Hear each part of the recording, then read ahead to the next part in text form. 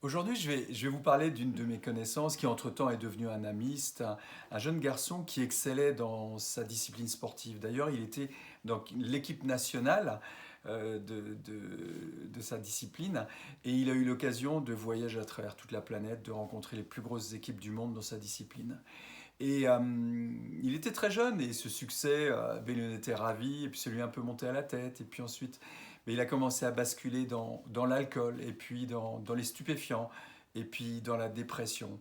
Et évidemment, ça a eu un impact au niveau de sa santé, au niveau de ses relations, au niveau de sa vie affective, au niveau professionnel, etc. Et quand je l'ai rencontré, ben, il était bien bas. Et, euh, et puis, bon, c'est un garçon qui était plutôt enseignable et je lui ai suggéré d'écouter quelques programmes de croissance personnelle, quelques bouquins, etc. Et puis, je lui ai suggéré de commencer à s'intéresser aux gens et c'est ce qu'il a commencé à faire. Et c'est incroyable parce qu'au bout de quelques mois, au bout de quelques années, sa vie a radicalement changé. De sorte qu'au bout de quelques mois, il m'a dit, mais tu sais quoi, je m'intéresse aux gens et les gens commencent à s'intéresser à moi. C'est tout juste incroyable. Et pour la petite anecdote, j'étais en communication téléphonique, non par Zoom d'ailleurs, il y a une quinzaine de jours.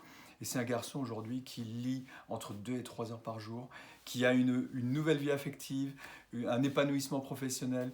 Il lit du Marc Aurèle, il lit des biographies de Lincoln, etc. Enfin, c'est tout juste incroyable. Pour prolonger cette conversation, on se retrouve sur le blog. À très vite.